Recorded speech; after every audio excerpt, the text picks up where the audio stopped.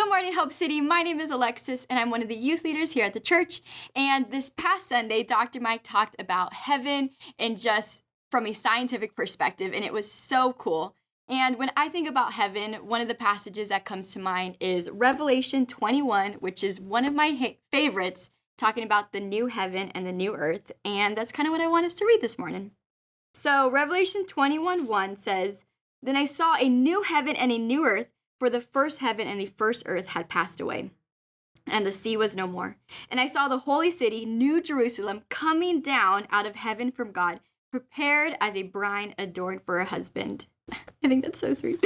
"And I heard a loud voice from the throne saying, 'Behold, the dwelling place of God is with man. He will dwell with them, and they will be his people. And God himself will be with them as their God.'" And I have this note in my Bible that says this will be a world of Immanuel, which means God with us. And God is saying, hey, when you get to heaven, this is going to be a place where I, God, myself, will be with you. And that was the way that the Lord intended it to be. You see back in Genesis 3, where it says Adam and Eve, they knew the sound of the Lord, right? It says they heard the sound of the Lord God walking in the garden in the cool of the day. And I just think that's so cool because there was this like intimacy between Adam and Eve and God where they walked with him, God dwelled with them, and they knew the sound of the Lord. And God is saying in Revelation, that is how it's going to be. In heaven, it is going to be a place where God himself will be with us.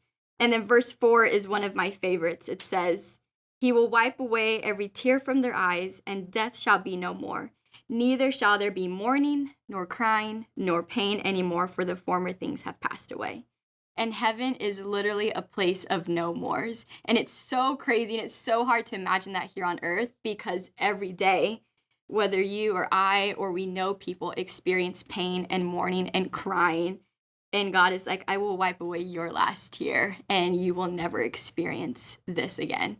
And I just think that that is so sweet. And that is a promise that we as Christians get to hold on to when we get to heaven and when we say yes to the Lord and choose God every day. And that is what I hold on to, especially when I'm like, God, I just feel like I'm struggling. And then the Lord's like, okay, Alexis, like there will be a day where you won't experience these things anymore. And it keeps me going. And I just like that verse. And then verse 5 says, "And he who is seated on the throne said, 'Behold, I am making all things new.' Also, he said," write this down, "'for these words are trustworthy and true. And he said to me, it is done.'" I like it. It's just like a certainty. "It is done. I'm the Alpha, the Omega, the beginning and the end. To the thirsty I will give from the spring of the water of life without payment. The one who conquers will have this heritage, and I will be his God, and he will be my son."